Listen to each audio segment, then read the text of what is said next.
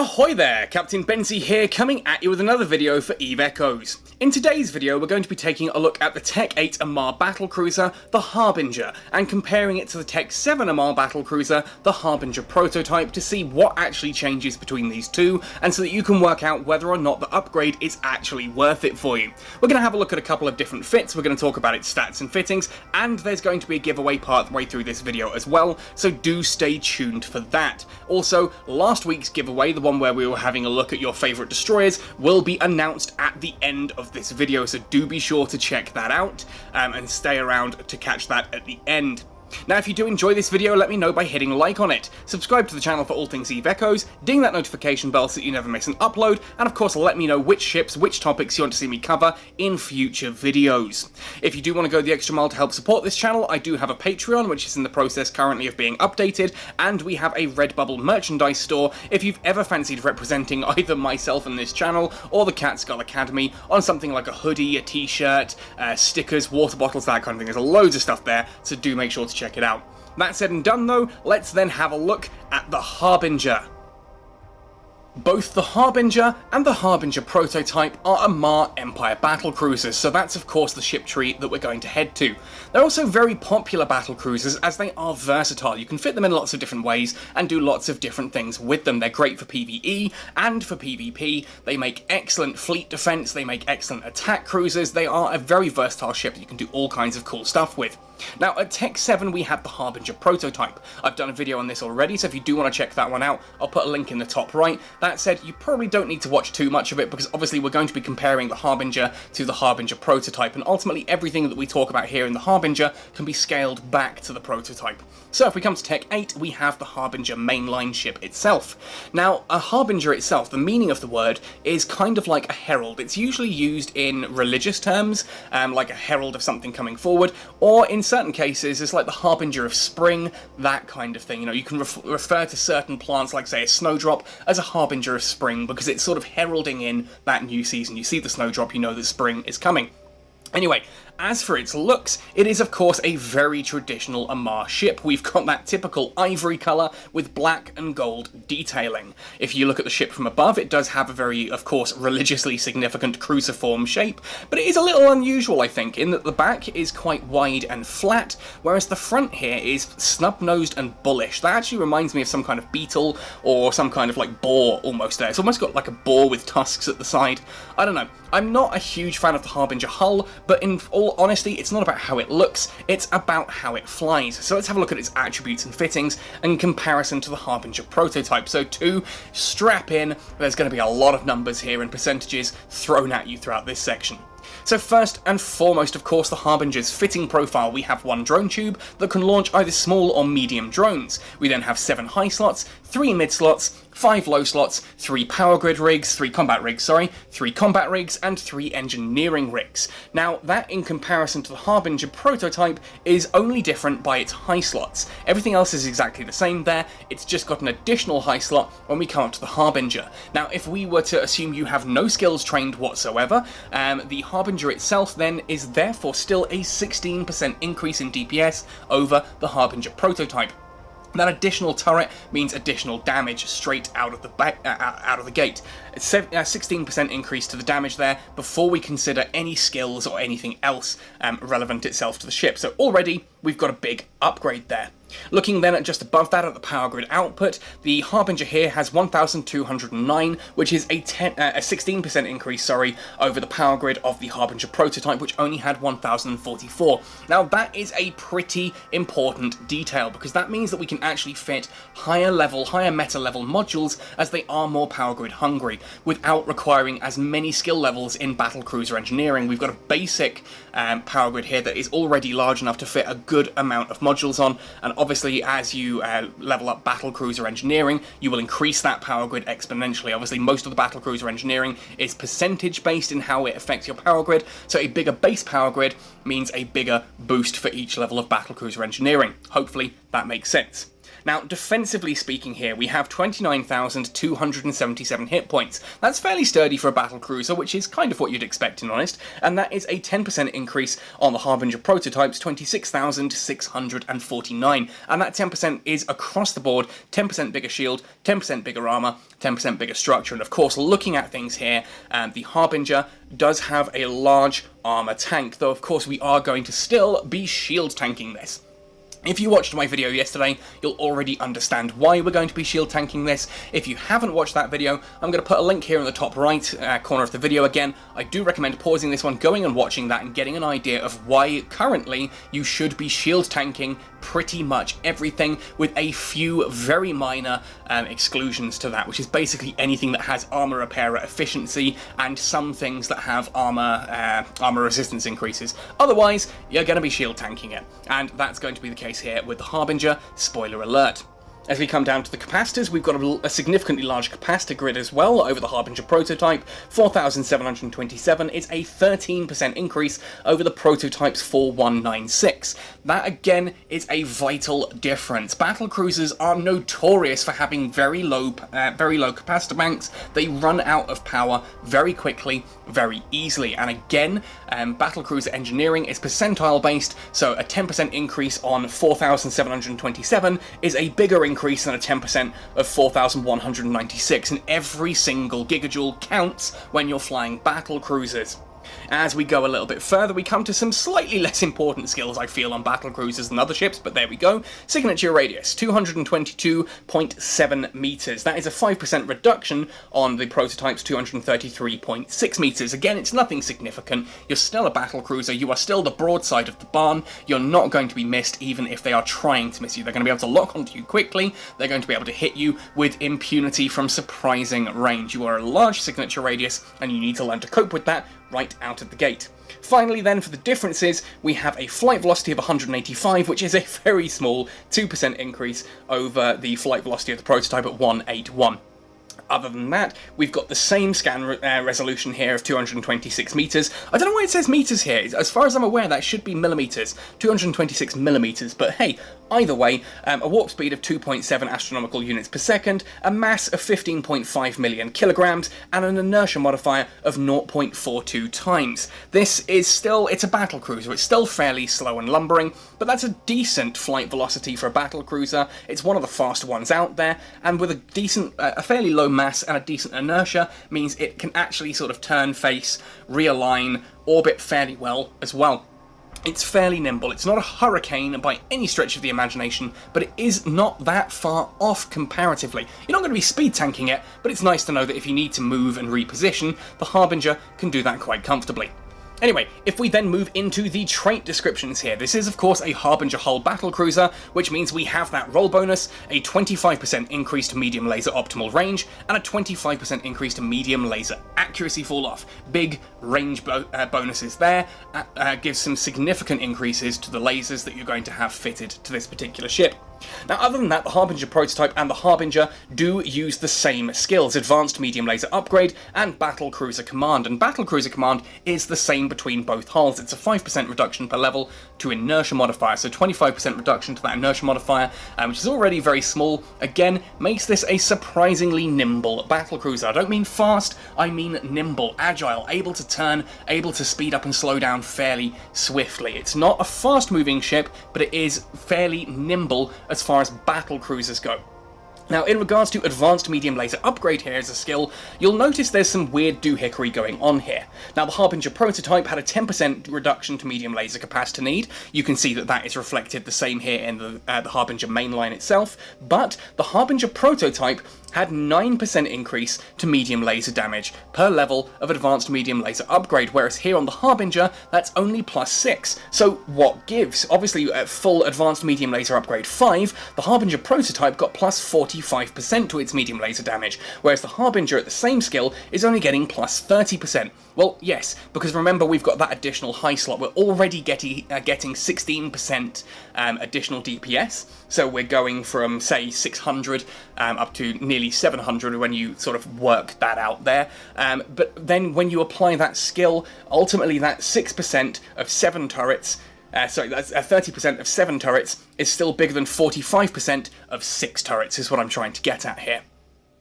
We're going to have a look at 2 different fittings here for the Harbinger in this video, and the first one should come as no surprise if you read through those roll bonuses, and if you understand how I like to fit my ships. You know that this one is going to be a long range build. Why is it going to be long range? Because we've got a roll bonus to medium laser optimal range and medium laser accuracy fall off, and if you're going to have 25% of a small amount or 25% of a larger amount, I'd rather go for 25% of the larger amount. Lean heavily into those bonuses where you can, which of course means between the choice of pulse lasers or beam lasers, we're going to go for medium beam lasers. And for this fit in particular, I've decided I'm going to showcase this at meta level 6. Obviously, a Harbinger is a fairly expensive ship to begin with, so we don't want to spend too much on fitting it straight out the gate. I want to give you a starting point here of kind of what a Harbinger can do, and then we go from there. Now, of course, obviously this is being filmed on Fulmination. That means I have expert level 5 in every single skill currently in EVE Echoes.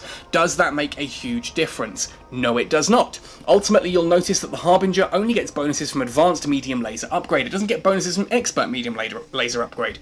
Now, the actual difference between having advanced medium laser upgrade at 5 and expert medium laser upgrade at 5 isn't huge. In fact, just going from meta level 6 to meta level 8, which again is a fairly cheap increase, will outweigh the DPS. You'll get more DPS from upgrading the gear than you will for getting that skill all the way up to expert 5, and expert 5 is of course a very expensive skill, both in time and skill points and the amount of ISK it actually takes to open it. So just get what you need. Get Battlecruiser command to 5, get advanced medium laser upgrade to 5, get this fitted, and then just make sure you've got enough Battlecruiser engineering to make it work. But as you can see, I've got a lot of power grid left here on this one. You don't actually even need that much in the way of Battlecruiser engineering. It helps, and it's a vital skill to be training into, but you'll notice that the difference between me having full expert level 5 skills and what you have is not actually that huge. Most of it comes down to gear.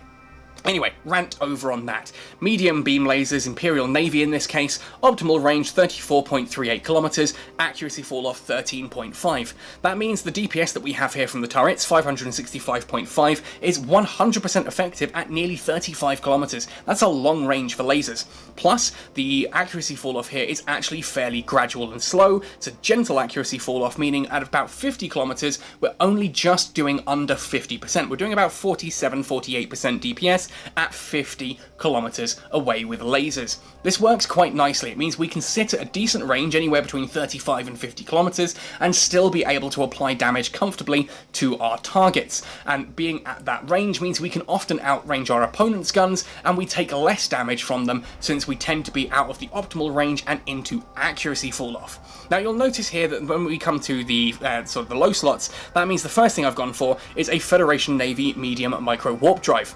If we're going for a range build, one of the most important things is for our ability to control what range we are in the engagement at. The ability to control range is absolutely vital for a ranged build. So a micro warp drive works better than an afterburner here because it gives us a bigger boost of speed to get us from A to B in that relocation nice and quickly. And you may be thinking, holy heck, capacitor 4 minutes 15? Well, that's kind of lying to you. If I actually unequip the Federation Navy medium micro warp drive, you'll see we are now capacitor stable. Now if we look at the stats here, you'll see that that capacitor stability is less than 50%, which obviously I know some of you do worry about, especially if you're looking at things like storyline missions that have neutralizers, or if you're looking at PvP that has neutralizers. That can be a problem. But remember, that's assuming that every single module here is turned on, and there are going to be plenty of situations where you're not using all of the E-War modules in the mid slots, you're not having the shield extender or the heatsink there active, so it's actually a lot more stable than the paper here might showcase. Anyway, let's put that micro warp drive back on before I accidentally undock without it later on. Now, as I've mentioned here, we've got a heatsink here in the low slots. This, of course, is your typical WUM weapon upgrade module, which means you are getting a 5% increase to your damage and a 4.12% reduction to the activation time adjustment just for having this fitted. You can activate it for a bigger boost to your damage and to boost that activation time adjustment by a further 400%, which makes for a big increase in DPS. In fact, if we go from the standard here, 600.63, with the heatsink active, we jump all the way to 749.27 DPS for the duration of that heatsink's activation, which is quite a considerable increase from a meta level 6 module. It's only the activated time, the time during activation, that is the only bit that is actually different between a meta level 6, a meta level 8, or a meta level 3. Even if you've got just a basic Mark 5 heatsink, it is still going to give you the same starting DPS here. It's just the activated DPS that will be slightly lower. Now, as I mentioned earlier, we are shield tanking this thing. Looks a little bit crazy, doesn't it, to have an Amarr ship sitting here with Caldari Navy adaptive invulnerability fields and a Caldari Navy medium shield extender. Now, the reason I've done this, though, should be clear if you've watched that video on how on why you should be shield tanking everything. The Harbinger has no bonuses at all to things like armor repairer or armor resistances, nothing like that at all to suggest about its tank. Therefore, shield tanking works out better. And because we're going for a range build, we can go with an extender rather than a booster, which doesn't affect our capacitor nearly as much. Now, those adaptive invulnerability fields, if we have these activated, you'll actually find that the defense here of 49,089 shoots all the way up to 65,137, and those shield resistances increase again to 66 on electromagnetic, 62 on thermal, 71 on kinetic, and 78 on explosive. And it's worth noting that I do have in the rigs here an anti-EM screen reinforcer, only the meta level 1 version, as you can see here, only the standard tier 1 rig. I've stuck with tier 1 rigs and meta level 6 gear for this entire video on both fittings. That's where those resistances are coming from. It means that if we're sitting at range, we barely take any damage at all because those adaptive invulnerability fields are going to be giving us such high defenses. We're at long enough range that we should be sitting in our opponent's accuracy fall off or even outranging them entirely, which means less damage. On top of that, we then have the shield extender. We can whack this in the start of the fight to give us that additional 2,133 shields on activation. That activates any damage we take early on in the fight goes into that ablative shield. When that vanishes, we're still at 100% shield with the adaptive invulnerability fields running and hopefully a ship or two already destroyed. It's that useful, and we take so little damage with those adaptive invulnerability fields, as you'll see later. Now, for the mid slots here, this is a little bit hit and miss, and there are going to be some of you who tell me I'm crazy and I'm wrong and I should have done it a different way. Quick side note, by the way, on that, I am more than happy for you guys to tell me that you disagree with my fittings. That's fine, that's great. It means you're thinking about fittings and not just following my examples blindly. I love that. But if you put a comment that just says your fit is shit and you leave it at that, that comment is going to be deleted at best and I'll just hide you from the channel. It's not, that's, not the kind of comment I want. It doesn't do anything. You just look like an asshole and, well, I move on with my life. You're unimportant to me. If you want to engage in a conversation, do so productively. Anyway, mid-slots. So, because we've gone for a long-range build, I've gone for a Republic Fleet Target Painter. Yes, I know, it's a Minmatar piece of gear on an Amarr ship. I'm happy doing it this way around. I'm not happy putting Amarr gear on Minmatar ships, but hey, there we go. The Republic Fleet Target Painter. This, of course, increases the signature radius bloom of any ship that it's hitting. This means that the medium lasers are able to hit those smaller, faster-moving targets just that little bit more comfortably. Now, if things do happen to get a bit close, a Caldari Navy Stasis Webifier again allows me to slow down their flight velocity enough that my drone should be able to do a decent amount of damage to that, or just enough for me to activate my micro warp drive and pull out of range. This is just a useful way of screening things off. This could also be a warp disruptor, works quite nicely, sorry, not a warp disruptor, a warp scrambler, works quite nicely as a way to switch off your opponent's micro warp drive, and then of course you can try and outrange them using your own micro warp drive and blap them as you have a low angular velocity as you move directly away from them. Both of those work. I just had a Stasis Webifier lying around here. It saved me having to type in the code to create a Caldari, a warp scrambler.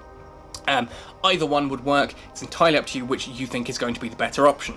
The third slot, and the one that some people might call me crazy for, I've gone for an Imperial Navy tracking disruptor. I really like tracking disruptors and guidance disruptors. I think they are an exceptionally overlooked piece of gear. Ultimately, what these do is they reduce the range of your opponent's turrets. That means, again, you're going to either be outranging them or now in accuracy fall off, taking less damage. It makes their tracking harder to hit you. This is just a way of really screwing with any opponent opponent that has turrets. So if you're going up against Amarr or Gallente encounters, fit a tracking disruptor. If you're going up against Minmatar or Caldari, know what you're up against. You may have to choose between a tracking disruptor or a guidance disruptor. Obviously, guidance disruptor works on missiles, and both Caldari and Minmatar encounters do have missiles and turrets. They're unique in that. And it does prove a singular problem if you're fitting tracking disruptors or guidance disruptors. You launch in and you find the one ship that you actually want to disrupt is the wrong one. You fitted a tracking disruptor and they've got missiles, that kind of thing. But certainly for the Gallente and the Amarr, fit the tracking disruptor right out the bat, and it's up to you which one you want to go for. It's kind of flipping a coin. You could, I suppose, swap the Webifier for the other one. If you're going up against a Caldari encounter, swap out the Stasis Webifier and put guidance disruptor in there. That way you're disrupting the guidance of certain ships, and you can disrupt the tracking of the turrets on others. I don't know. It's up to you. It's kind of, your choice there. Your call. Now, for the rig slots, for the combat rigs, as you've seen, I've already gone for an anti-electromagnetic screen reinforcer. This increases our shield resistances for electromagnetic damage by 30%. That's what's helping us take less damage there from electromagnetic damage. And then I've gone for 2 burst aerators. Burst aerators are better than collision accelerators when it comes to straight up DPS. If you're looking for alpha strike, obviously the collision accelerator does work, and theoretically with beam lasers that alpha strike can sometimes be more important. If you can the difference between one-shotting or two-shotting a frigate that's coming at you with a warp scrambler can be all the difference. If you can one-shot it before it gets that fast orbit around you, it's gone. If you hit it once and it's still able to maintain that orbit around you, you're then never able to hit it again. It's almost the same as if you didn't shoot it at all, if you get my drift. So sometimes going for the collision accelerator can be better than the burst aerator, but for the most part, the burst aerator does win out there.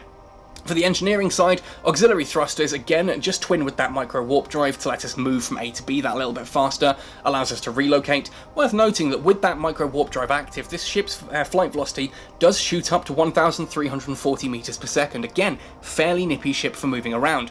We then have a targeting system subcontroller because I want to increase that scan resolution so that I can lock onto targets quicker. They appear at range, I can lock onto them, hopefully they are still at range by the time I finish locking, and I can blap them off the grid. The worst case scenario is if they appear and they are right up in your grill before you can lock onto them. Obviously if you can lock onto them before they're in range, that just means you get more shots at them before they become a proper threat.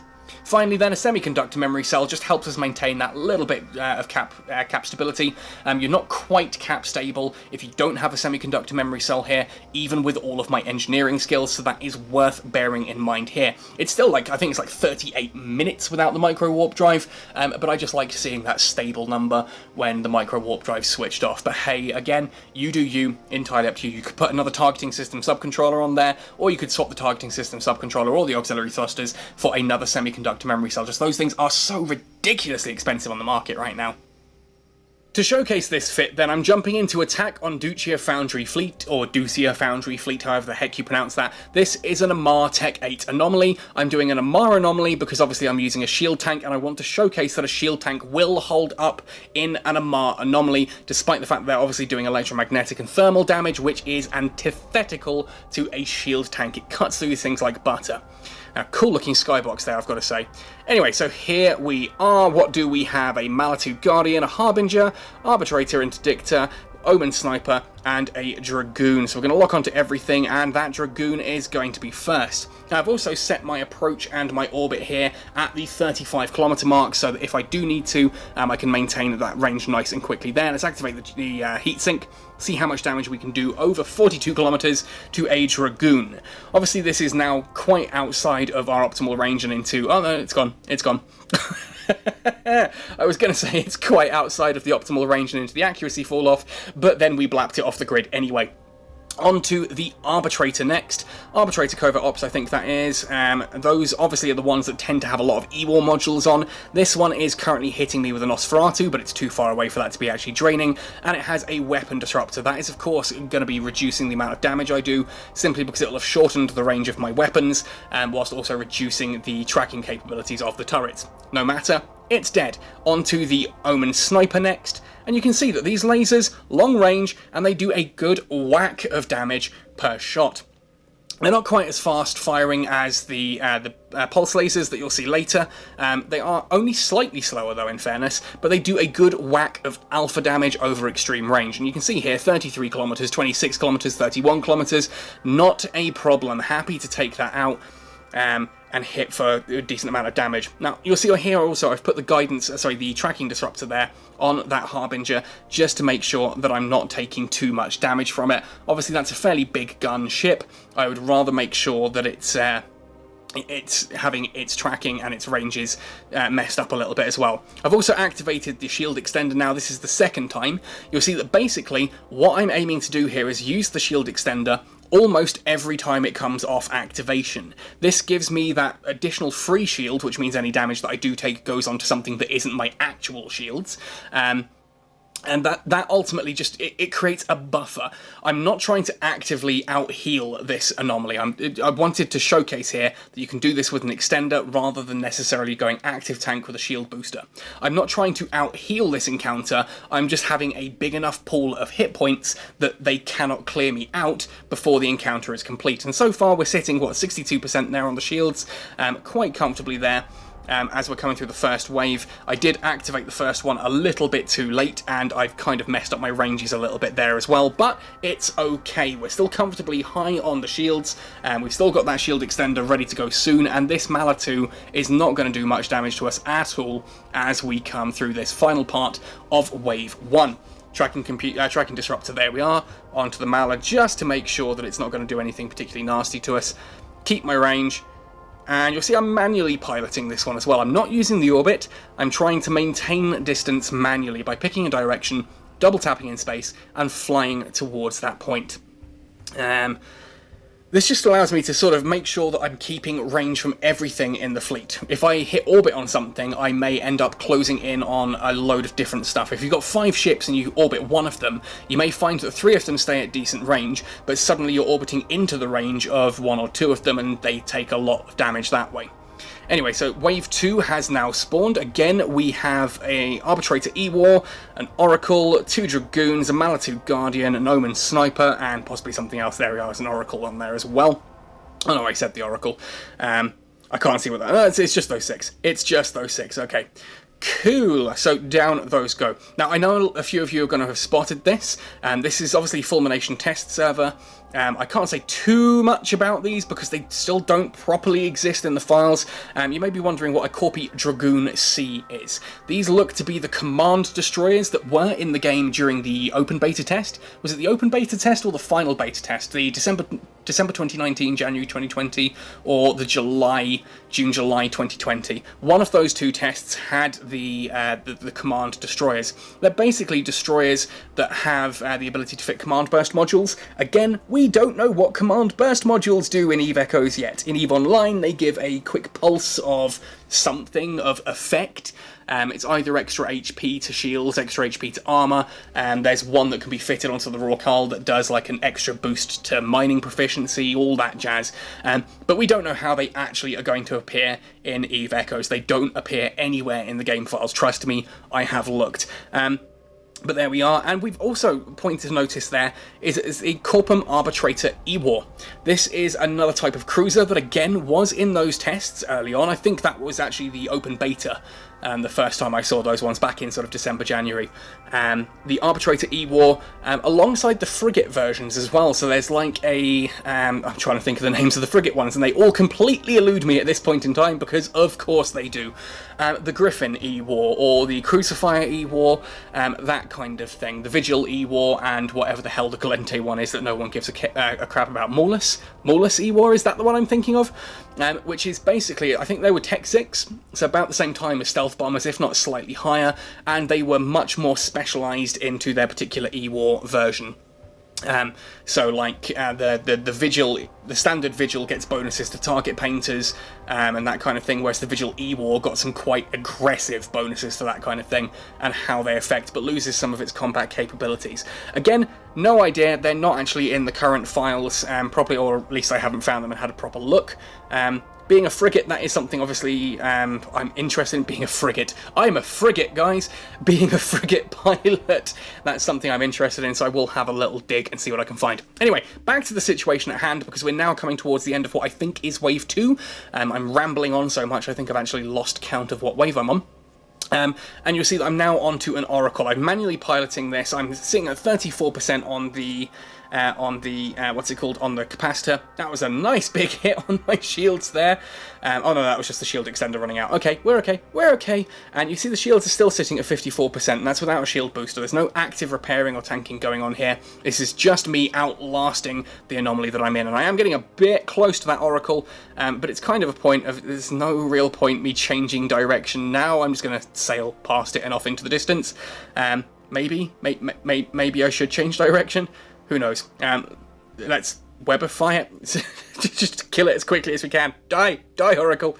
Yeah, I'm gonna move away now. Let's set that approach, move away, and try and get a bit more range. Now, of course, it is a bad idea to fly in a direct line straight away from something because you have no angular velocity. I am going to slightly double tap off to the side there, so now that I'm moving away at an angle, and you can see that there, I'm now moving away at an angle rather than direct. That just gives me a bit of angular velocity to work with. 50% shields here, 35% capacitor. Next wave spawns, we've got an Executioner, Interceptor, Omen Sniper, another Dragoon, Malatu, Malatu Guardian, an Oracle, and another Dragoon at the end. Am I sorted by... No, I should be sorted by names. I don't know why I'm sorted by distance. Don't know if it changes that from time to time. There's almost never a reason to sort by distance unless you really need to figure out exactly which the closest one is. But for the most part, it's much easier to sort by names and just cycle. Anyway, that Dragoon is, of course, going to be the first. 35 kilometers is our optimal range. Anything beyond that is accuracy fall off. I don't need a tracking disruptor there. On the Dragoon, I'm going to be out of range of its guns anyway because it's only got small lasers. One more shot should hopefully take that one off grid before it posed any form of threat. There we go, and there's another Arbitrator E-War there. It's the thing that's an Arbitrator E-War. It's a Tech 8 one, so I'd assume it is rather than the Arbitrator Covert Ops. Anyway, Corpi Executioner, let's try and take that one down next. Very small fitting target. We're just going to have to take that one out quickly before it gets to us. I do apologise for the dogs barking in the background. This is life for me sometimes. They just like to bark at nothing. Anyway, Corpi Dragoon is the next target. Let's try and take that one out. These, again, tend to be the ones that have the scramblers and things, so I like to try and just blap those off the grid whilst they're at a bit of range. I'm going to put the tracking disruptor there onto the Oracle just to make sure that I'm keeping some range. Now, again, just to point out, 39%, so we're sitting around 40% on the capacitor. The shields are now down to 36%, and as long as we don't lose shields completely, we're going to be fine. Ultimately, if we take a little bit of damage into armor, that's fine. The aim here is to outlast the anomaly as closely as possible, because if I've got a load of shield left, it probably means I spent a load of capacitor that I didn't need to. I'm going for full-on efficiency here, so I'm aiming to finish on as close to zero, well, obviously above zero, but as long as I hit 0 shields or as close to 0 as possible, that means I've been as efficient as possible. Anything above 0 is good. The idea is that I don't want to hit armor. If I hit armor, that means the tank isn't quite as good as I need it, and I would need to change this fitting. I want it to hit, to stay within shield. So we'll see how we do. We'll see how we do. Now, obviously, I've mismanaged my range in this as well, so I've taken a lot of extra damage that I didn't need to take, and I've not used the extenders at the correct time several times, so we'll see. Obviously, again, you can go for an active tank here. You can go for shield boosters rather than shield extenders. You just have to manage it very carefully because of how aggressive that can be on your capacitor. That can be tricky sometimes. It can overload you. So you just want to be careful on that. And if you do decide you go for active tank, I would probably swap out something like the auxiliary thrusters for an additional semiconductor memory cell. Certainly at that point you're going to be wanting to use multiple semiconductor memory cells, or at least upgrading them to possibly the Tech 2 or the Tech 3 rig versions, who knows. But anyway, we are now clearing through that Malatu Guardian. Let's hopefully take that one down. I just want to say as well, it is completely unfair that Corazor is an Amarr Empire sector of space. This is a beautiful system. I love the nebula in the background, which I think is colloquially referred to as the Crucible. I think it's known in the background as the Crucible. You can also see the Amarr Empire sort of domain cluster in the background here as well. This is a really pretty skybox. Like, genuinely, Corazor is right up there with the system's near Cloud Ring. Being in Cloud Ring is a little bit underwhelming, I think. It's such a beautiful nebula to see from a distance. When you're inside it, you don't see it anymore. You just got this green wall around you, which is still pretty impressive. But I just love the look of the Cloud Ring nebula, and here in Corazor as well, the Crucible is just stunning, and it's completely unfair that it's Amarr Empire. They shouldn't get the pretty things to look at like that. They're, you know, slave-abusing, god-fearing laser monkeys. They don't deserve nice nebulae. Yeah, I'm going there. I'm going there, Sovereign, sue me. Anyway, so I'm flying too many Amarr ships. The insanity is rubbing off on me, it seems. Anyway, the Oracle is about to go down, and oh, we are running low on shields. I think this is the last ship in the wave, which means we might have this perfect. And yes, we do. Exactly 0% shield at the end of it. No damage onto the armor whatsoever. That is an absolutely perfect passive shield tank. Like, that is complete efficiency. There's not a single point of capacitor there used unnecessarily. I messed up with the, as I said, I messed up with range quite frequently, and that I took a lot of unnecessary damage by getting too close to targets and not using my weapon disruptors properly. But there we go. Proof that you can actually not only shield tank, but you can passively shield tank anomalies with this fit. And again, oh, just look at that. Look at how pretty the Crucible is. Of course, then, the other fit that we're going to be looking at is a Captain Benzie special up-close and personal brawling build, in this case utilising medium pulse lasers. Imperial Navy, again because I'm continuing that meta level 6 theme across the board here. Now, the difference between pulse lasers and beam lasers is, of course, pulse lasers have higher damage and they have better tracking speeds, 50.7 in this case. Obviously, they are a lot shorter range. Here you can see 19.69 on optimal with an accuracy fall-off of 8.44. That is thanks to the roll bonus there applied by the Harbinger itself, getting an additional 25% optimal range and accuracy fall off to medium lasers. Now, this means that these are actually surprisingly good range for medium pulse lasers. You can apply the damage fairly effectively as you're closing towards your opponent.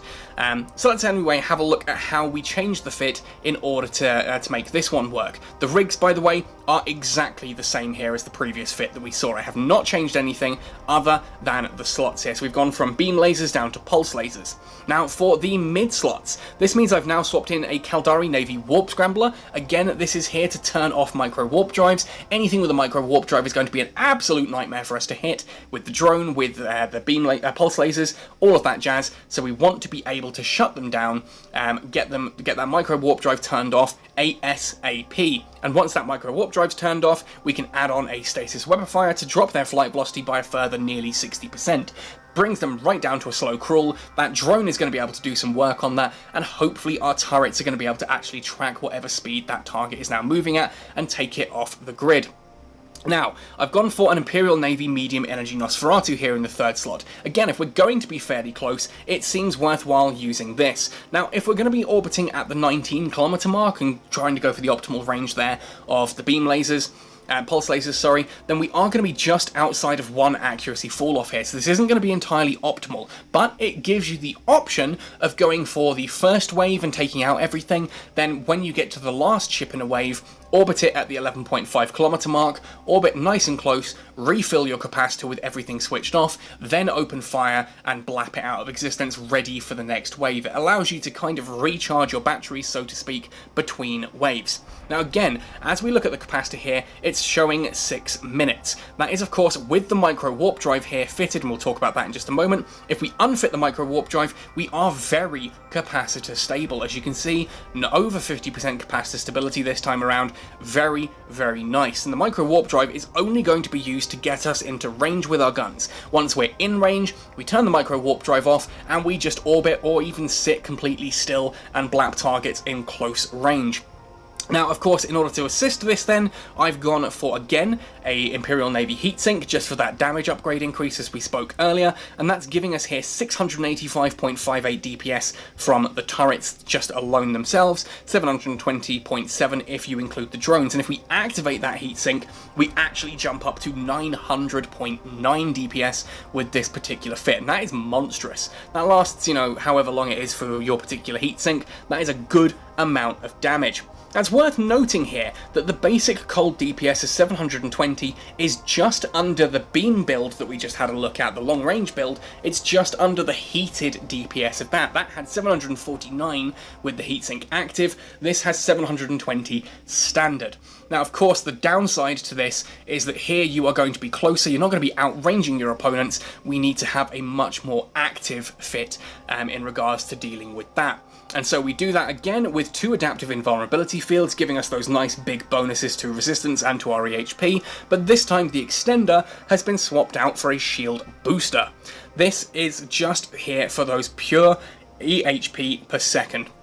The more hit points we can recover per second, the longer we can stay in the fight, and a medium shield booster is a good way of doing that whilst maintaining capacitor stability. If you absolutely need to, you may be able to fit a large shield booster in here, but in honesty, I kind of wouldn't. I would leave that excess power grid that you have there and just enjoy the fact that you've got excess power grid.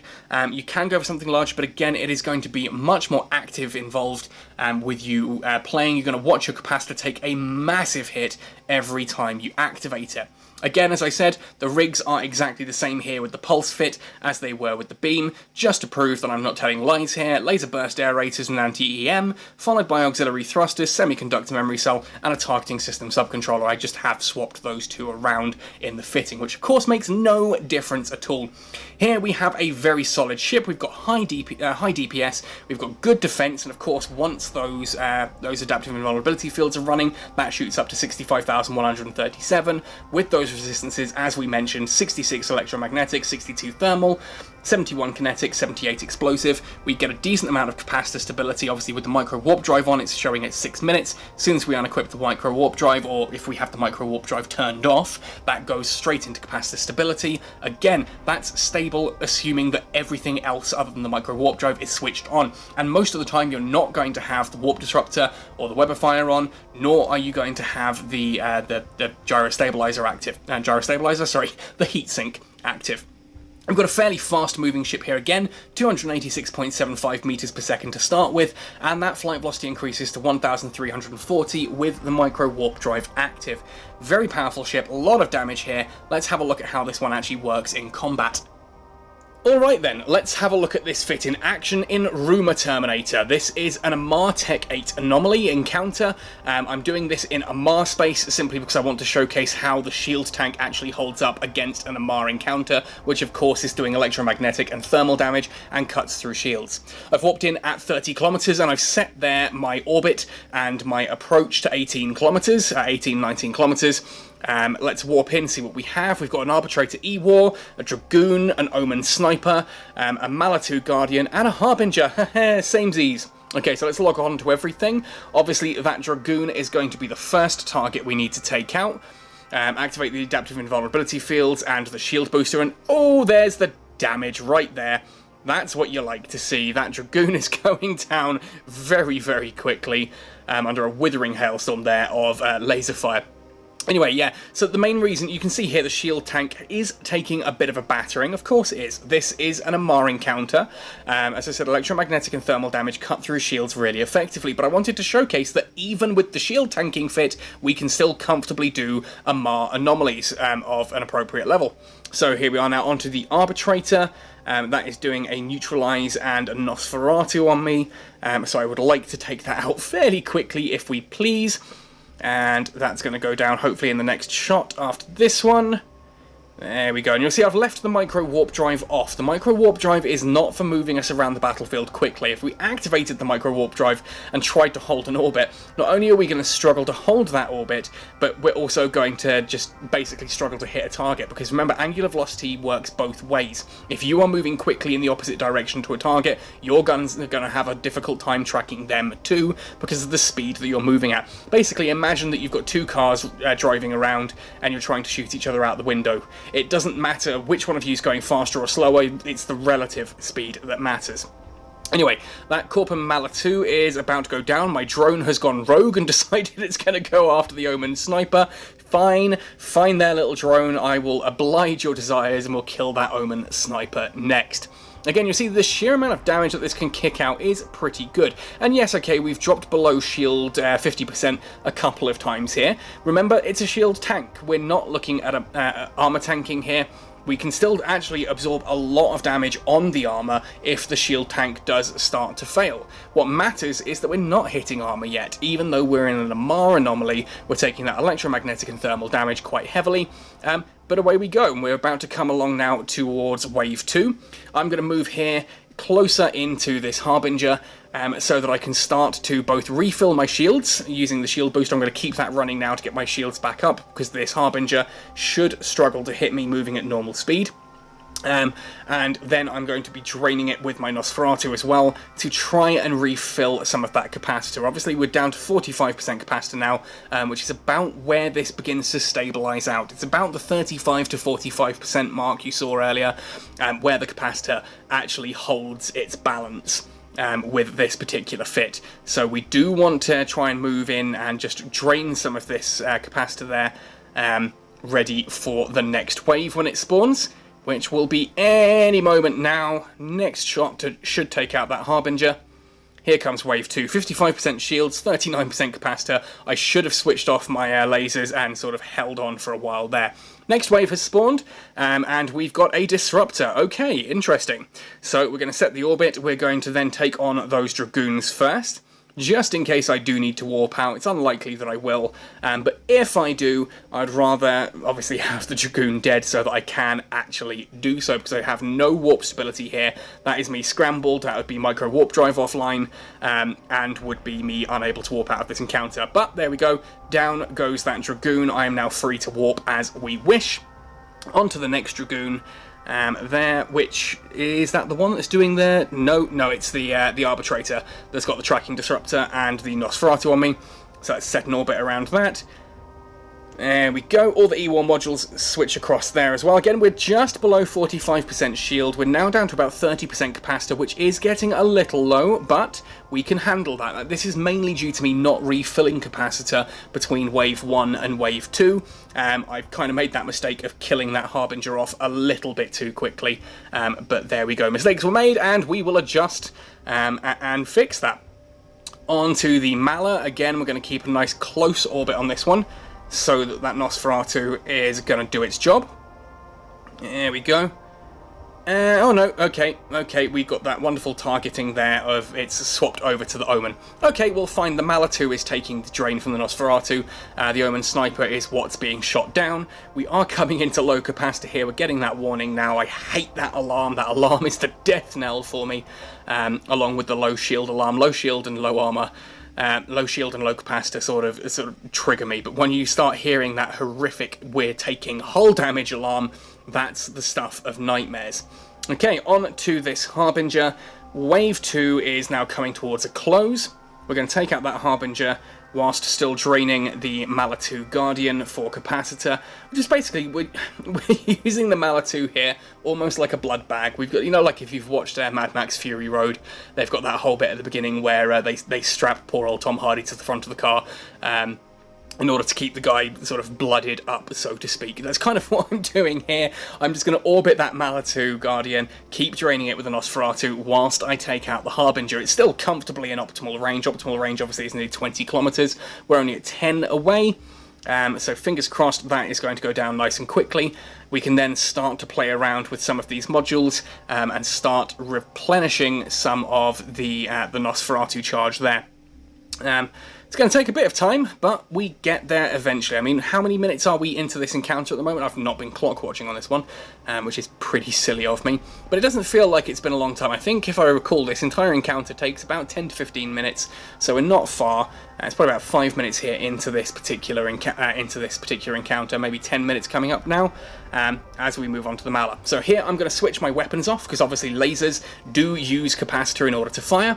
So we're going to turn those off so that they're not using any capacitor. That allows my capacitor to recharge just a little bit. The drone is going to still whittle away there at that Malatu Guardian. It's not much damage at all, 157 here and there, 70, it's really not much. But it's just keeping up a little bit of a show there, and doing what it can whilst I slowly orbit, and I'm bringing my shields up. Now at this point I am going to fast forward ahead a little bit, just because it's pretty dull watching this part of me orbiting slowly and draining capacitor, so I am going to skip ahead. See you in just a sec. There we go, and with the capacitor now in full, we've got, what, 76% capacitor here. I've got the turrets back on form. We're going to take this Malatu out and move now into Wave 3, and you'll see that I'm going into Wave 3 now with 100% shields and 77% on my capacitor. Lock onto everything. We've got an Oracle. Oracle looks like a good blood bag for this run, so we're going to orbit that and get through. We've then got the Dragoons again, Corpi Dragoons there. That is scrambling me, so I'm going to scramble it right back. Web of Fire to slow it down. Activate everything I have on it. Bang, down that goes. Lock onto the next target, because there is an Executioner Interceptor there by the looks of things. Yep, that is. And we're going to take out that other Dragoon, because that appears to actually be the one that is disrupting us. Again, we're taking a bit of damage here on the shield, 70% shield now. Still nothing to be alarmed at all. And we're going to get rid of these small targets, just in case something does go completely wrong. We can now warp out with those dead. Now, we've got the... which one's that? The Corpum? That's got to be the Arbitrator there. The Corpum Arbitrator is doing that Nosferatu and the tracking disruption. I'm not really a big problem with that at the moment, simply because I'm close enough that the extra range doesn't matter, and the targets are big enough that the tracking disruption doesn't particularly matter now either. But I'm still going to make it my next target, just because it's a little bit of a, it's a thorn in the side. It causes issues, and so that is kind of that's the process I go through. I try to take out the small ships first, the ones that are going to be difficult. Basically, try and take out any ship that is smaller than you first, and try to start at the smallest and work your way up the sizes. So frigates, after frigates move on to destroyers, after destroyers, cruisers, battle cruisers, battleships. But occasionally I will divert to take out certain E-War. Like we saw there was an Executioner Interceptor, but I would rather take out the Dragoon that was scrambling me first, just to get that one taken care of so that we don't have to worry about that Warp Scrambler. There goes the Omen. We now have the Malatu and the Oracle. So we're going to switch on to the Malatu next. Still using the Oracle as a blood bag there. Capacitor staying nice and healthy. We're still sitting a good 56% capacitor, 74% shields. Nice and comfortable as we move on to that Malatu. Still shield tanking, just leaving the shield booster active. I suppose it's worth pointing out that you could theoretically, I haven't really used the heatsink that much in this fight, in fairness. The damage is pretty okay for without it. You may decide that actually you want to take the heatsink off and put a second medium shield booster on there or something. Heck, you could possibly, don't shoot me for saying it, put even an armor repairer on there, just in case you do take any small incidental damage into armor. You can top that up either outside of during combat if needs be, but outside of combat as well, just before you go to repair, to save some repair costs. Now, I've got to say, I do like, I've mentioned before, I really like the Oracle Battlecruiser, how it actually looks, but the Corpum version, the Blood Raider skin that's on this, I really do hope that eventually we do get those skins, the different pirate skins. I've showcased, like, the Gisty one. Is it Gisty? No, sorry, Pithy. The Guristas one on the Ferox looks awesome. I really like the sort of silvery slate grey on the Angel Cartel ones, and even here, those Blood Raider ones with that sort of grey and the blood-crusted red. Really, really cool colour schemes, and I do hope that NetEase eventually add the pirate factions as individual skins. Anyway, I think this is now coming towards the end of this particular encounter. I think it's only 3 waves, so once this Oracle goes down, that should prove quite nicely that the Harbinger, in that up-close and personal brawling build, is more than capable of pulling its weight in combat encounters. That said, I am just going to wait until that Oracle goes down to 100% prove that, oh, I didn't just blow up in the last second, or that there's no 4th wave, that kind of thing. As I said, kind of feel bad taking out an Oracle. I do like these ships. If I have to choose, it's going to be between the Oracle and the Typhoon Tornado, as to which of the assault battle cruisers I like. The Oracle, I kind of prefer the look of the Oracle to the Tornado, if I'm being completely honest. But obviously the Tornado, I just love the range that thing can get. Anyway, as you can see, what I'm doing here is, just in case this isn't the final wave, I am blood bagging back up with that Nosferatu. I've turned my lasers off. The shield booster, I'm going to keep that now going just to keep myself at 100%, just to be sure. Nice and high capacitor. Then once I'm comfortable that that's high enough, I'm going to put the lasers back on, shoot through that Oracle, and we will find out if that was indeed the final wave of this encounter. Is it going to be? Is it going to be? There it is. And there we have it, the Harbinger Battlecruiser, compared to the Harbinger prototype and showcased in action with a couple of different fits for you. I do enjoy this ship. It's like a Hurricane but with lasers. It's just its appearance that I'm not a big fan of. The ship itself is awesome, it's versatile, it's good fun to use, and if you're into your medium lasers, if you've been flying things like Omens and Mallas, this may very well be the next ship for you to upgrade to, as all you need to do really is train Battlecruiser Command to 5 and maybe look at some engineering skills to bring things up there as well. Very cool ship. Now, I did promise at the beginning of this video that there was going to be a giveaway, and you'll forgive me for putting it right at the end of the video here. I'm just intrigued to see how many people do actually stick around towards the end of my videos. The YouTube analytics are a little bit fuzzy on that one, so I'm interested just to see how many of you stick around to this point.